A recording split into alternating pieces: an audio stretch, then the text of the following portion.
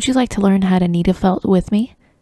This is my newest obsession lately, the fiber art of taking wool and using specialized needles to create 2 and 3D sculptures. And here's just a sampling of what I've done so far. I've literally just begun my journey into needle felting, and I found that the learning curve was quite low and you don't need a whole lot of supplies to get started. So I thought it would be a great thing to share with you. And since I'm very new at this, I could teach you what I learned along the way and share my process, fails and successes, and just share what I can with you. So if you're interested, grab some supplies. I will describe more about how to get started in this video and show you all the basics to hit the ground running. Let's do this.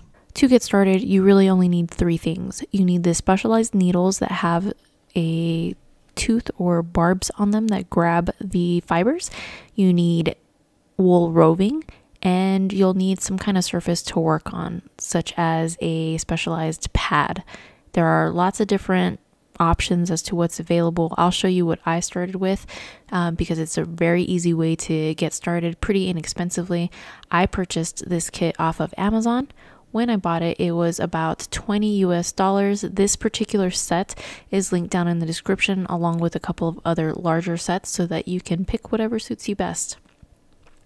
My set came with this 3-tiered storage container and 24 colors. The storage container is not super high quality or anything, but it's very convenient. I like the way that it organizes everything, and it comes with everything you need to get started making small little sculptures. 2 of the tiers have little bags of felt, and this set again has 24 colors. 1 tier has all the supplies, and I'll show you all the supplies that this particular set came with. It came with 6 needles in varying sizes, 2 finger cots, 1 for your index finger and 1 for your thumb.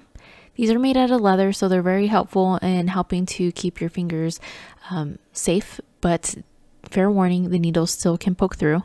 This came with a little sponge pad, which I've used, hence the dent. A came with 2 holders for your felting needle, and you simply put your needle in following the direction of the taper of the cork-like part. Be careful not to jam it in with too much force. I've already broke one. It came with 1 glue stick, which is not helpful if you don't have a glue gun, but you can use other types of glue, and little packets of these little eyes. So the eyes are just little shiny black balls with a stick on one end, and using the awl you'll poke into your felted piece and make the holes for those eyes. It came with these little scissors. Now I just want to mention that this kit is not like the highest quality, but it is very convenient and very affordable, so I liked it and I'm glad I got it. Okay, so the basics about felting needles. Felting needles come in different gauges and different shapes. This particular set that I'm showing you has triangular shaped needles, and it came in 3 gauges, a large, medium, and small. There are different lengths, as you can see here, and the shortest one is your thinnest one. These seem to be kind of consistent within the different brands. This particular set does have them color coded, though not all brands will have color coding, but you can still tell relative to each other, and if you were, I guess, to take real specific measurements. These needles are very sharp and they have little barbs on the shaft. These barbs catch onto the fibers and help you to compact them and get those fibers tangled up in each other, and that's what helps you to actually sculpt with wool. So the next most important thing you need is actual wool. This little set came with 24 bags of various colors. You can see here these little bags are actually pretty jam-packed, but it's not a large amount. It's nice to have the variety of colors though for projects, especially if you're working small scale. This package here is obviously a lot bigger. I bought this at a local craft store in some neutral colors, and it's just rolled up and very easy to work with. You can find wool a variety of places, your craft stores, there's a bunch of places online that you can find them, and the quality varies and what kind of sources also varies, and I will share more on that with you as I learn it. For the interiors of your design, you can use alternatives to wool to save some money, and for accessibility, you can use polyester filling. This is polyfill. Polyfill you can buy by the bag, and it's typically used for pillows and stuffed animals, sewing projects like that. Now, because it's polyester, it's very slippery, and so there are some things you can do to work with it. You can bundle it up tightly with your fingers. You'll notice though it is quite slippery in comparison to regular wool, and you can just start pushing your needle into this and felting like that, and then you would cover it with proper wool to make your designs. Again, it's very, very slippery, and it might take a bit longer to get started, a little hard to control. So I have discovered that a nice way to work with it is to also use some quilting batting. Batting is this flat sheet of fill that is usually the interior of quilts. What you can do is you can take your polyfill and wrap it up tightly into the shape you would like using the batting, and then use that to kind of hold it together and then start your felting process. Now, this is supposed to be a cylinder, so that is why I have it shaped like this. Also remember, whatever you're starting with is going to get compacted and be a lot smaller once you're done. So this is going to get stiff and small. Watch your fingers. Some tips for you while you're working with the felting is to make sure you can always see your fingertips. If you can't see your fingertips, the chances are good that the needle is going to find those fingers. I've already poked myself quite a bit. It's not like a huge deal, but pain tolerance varies from person to person. And I wouldn't want you to injure yourself or get infected or blame me for anything. So just be careful. Wear those finger cots if you have them until you get more comfortable with it, and make sure that you are paying attention, because if you are watching TV and you keep looking away, you can possibly stab yourself repeatedly like I have. When you are felting, some other tips for you is to make sure that you are constantly moving your needles around. You don't want to keep poking just in the same spot. Move that needle all around your shape to keep sculpting and to compact all around, and make sure that it is evenly getting dense, or you're going to have like weird hard spots or being kind of misshapen.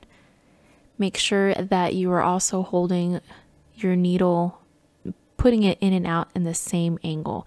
If you are twisting and turning as you're going in and out, you could potentially bend your needles, break your needles, and just have a bad time with it. If for some reason your needle doesn't want to go into your felting project, check your angle. You could also be using the wrong gauge of needle. So you can see the cylinder here is still very soft, so it's going to need a lot of work. This little circular guy here has been being worked for a little while, and using one needle at a time is going to be a very slow process. So you could actually take two needles of the same gauge and hold them together and poke around to help speed up the process. If holding more than one needle at a time is difficult for you, they also sell various needle holders, such as this one that has 3 needles at once, so that you can speed up your process. This can make your life a lot easier, but I don't know what I did, or if I just didn't like the needles in it. I was not too pleased with this one, so do whatever works best for you.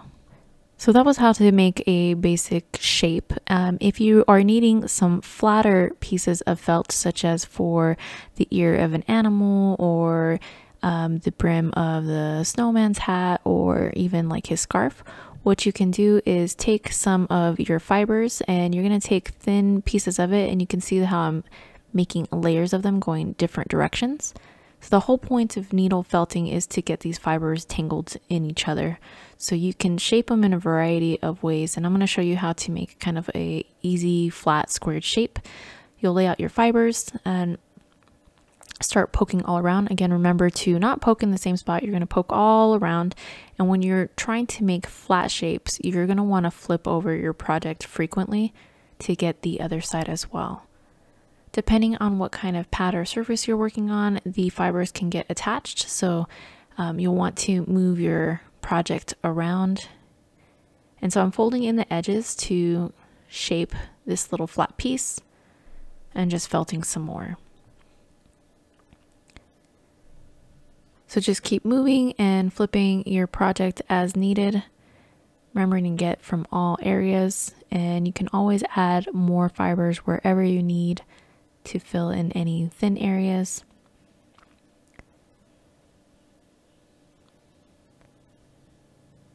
So you can see that I left one edge like completely loose and unfelted. When you are making specific shapes that need to attach to another piece, you might want to leave some of those fibers kind of loose because it'll help you with attaching. Alright, so hopefully that description was enough for you to get an idea of what I mean to make flat pieces. I'm not going to felt this too densely because I don't actually have a purpose for this piece, and we'll move on to our next technique.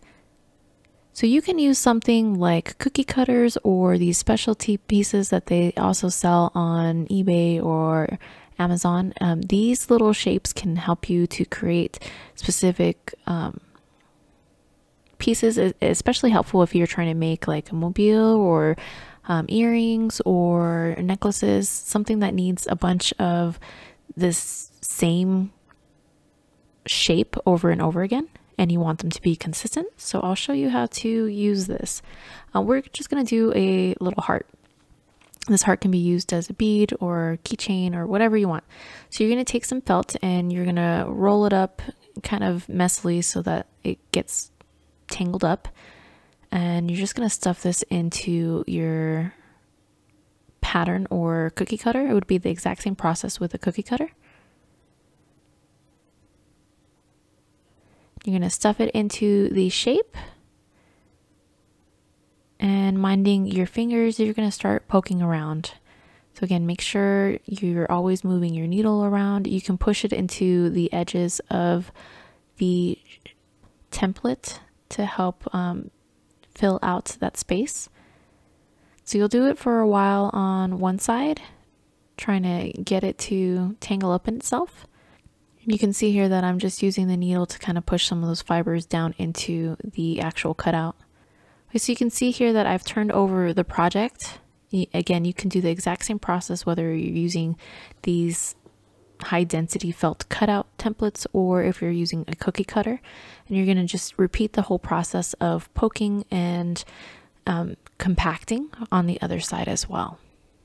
So I'm going to take a second needle of the same gauge and size, and I'm going to use two at once just to help speed it along. Make sure you have a firm grip and that your needles are actually in line with each other. This may or may not be hard for you to do without a holder, so just give it a shot, see if you can control it. If you can't control it and keep your needles at the same angle, then this method is probably not for you. But using more than one needle at once can really help speed up the process. So again, it's time to flip, and I'm going to just repeat on the other side as well. Make sure you are using a pad or something to protect your surface. The pads also help protect your needles. Side note, I really am not too fond of the sponge that this kit came with, but it's okay because it just got me started. Once you figure out whether or not you like the craft, then you can explore your different options and maybe look into a different style pad.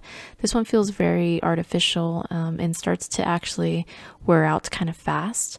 But there are other like industrial type foams or sponges you can use. I've seen one that looks like a brush that you can use as well. And in an upcoming video, I'm actually going to show you how to make one with very inexpensive materials. Get yourself some burlap fabric and some rice, and we'll see how to make a alternative felting pillow or mat. So after a while of doing it, you'll notice that your piece will get smaller and smaller, more dense and sturdy, and you can fix your edges outside of the template or cookie cutter. However you need to finish off the piece, make sure that all of the fibers are held well together, especially if you're going to be using it for something like a bead. It should be nice and dense all around. You can tell by when you squish it, and just mind those fingertips because it can hurts sometimes. I don't think it's actually too bad, but when you poke your finger and not the pads and like higher up on the finger, it can actually get you. This piece is really small, so I put those finger cots on just to help protect myself. But again, even though you're wearing finger cots, doesn't mean that you are 100% protected. Alright, so now I'm going to show you how to add finer details. I have this little poop that I used the same way. That template that I showed you before had various sizes of the infamous poop emoji looking shape. So I'm going to take some of the lighter wool here. And when you're doing details, you'll want to start off with a little bit. I used way too much to get started, so you'll see me pull off some or even cut some off. I'm still learning how to figure it out, but yeah, I had way too much. Once you have some of that color, you'll start poking right in the center of where you want that to be. I'm starting with the whites or the sclera of the eye. So I'm going to take some of that off. And you can see here that I'm trying to shape by kind of drawing the edge of the needle into a round shape and poking in, getting those fibers down in. I'm almost just drawing the outline of the circle that I want to end up with. And if you grab too much of the felt to start, you can gently pull apart like I've done, or pull off the entire eye, or you can also trim it with some scissors. So just find the center of where you're trying to work and slowly and gently work in those details by drawing in those outlines and filling with your fiber. So you can tell when you are nearing enough of the felting process by how clean it looks. You'll start to see all the little fibers go away, and if you still have it looking a little bit fuzzy, maybe you want it that way. It's really up to you. It depends on what your desired outcome is, but you can also trim it with some scissors, but try to get what you can with the actual needle first, because that means that you have a nice strong bond. I'm going to do the same for the other side. I'm going to take a little bit of those fibers and roll it a little bit in the center so it has something to grip to. Find the center of the eye and start shaping. Try different needles too. I have read that the smaller needles are best for details, but see again what works for you. I'm finding that I'm not using the heaviest gauge very much. I am sticking to the medium and small. And I just have them both ready at my fingertips to see what works for any given task. So I'm trying to get these eyes relatively even. It might have been helpful to measure out how much of the wool I was using for each so that they could be equal. But it's a learning process, and the point is to have fun. You'll get better with practice. Just keep at it and have fun while doing it. Alright, so now that the eyes are relatively the same size, I'm going to take a little bit more wool, slightly more than I used for each eyeball, and I'm going to start a mouth. So I'm going to roll up the fiber, and in the center of that I'm going to start the smile.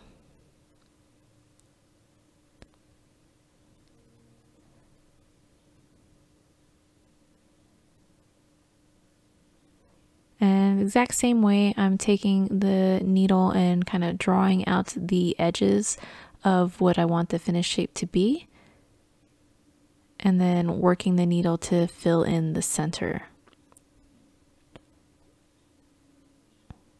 It's a little hard to explain, but once you actually start, you can really feel how to shape and draw with it.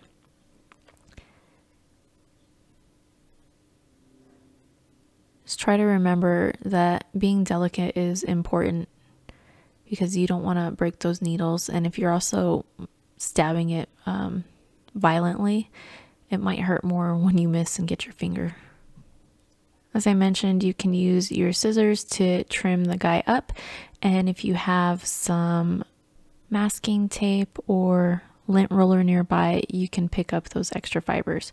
If you're working with high contrast colors, you'll want to make sure your area is clean too, so you don't muddy them up with the tiny little fibrous bits that get loose. So I'm just going around cleaning up those edges and tracing along the edge of each shape. And once you're ready to move on to the iris, I'm going to take an even smaller amount of that black. Again, when you're doing details, it doesn't take a lot at all. You'll learn right away that it's easy to use way too much of the wool than necessary. So I'm starting with the center of the iris and then gently shaping into a circular, bigger shape to fill in that eye. You can just see how I'm twisting it up and compacting it down. And then repeat for the other side, trying to be careful to get your spacing and positioning correct. It might also be helpful to have some push pins nearby. You can actually use those push pins to indicate alignment and hold your piece down if it's too small to hold with your fingers. I hope you've enjoyed this intro into needle felting. It's a wonderful craft with limitless potential. There's plenty more to learn, and I will be sharing that as I get there. But now you have enough info to hit the ground running. All you need are a few basic supplies, and you can start making your very own sculptures. I mentioned before that you can do 2D and 3D. So far, I've only really dabbled with these projects that you've seen. But if you're interested in learning more or seeing more, keep an eye out on my Instagram and YouTube, because I do think that I will keep up with this for a while.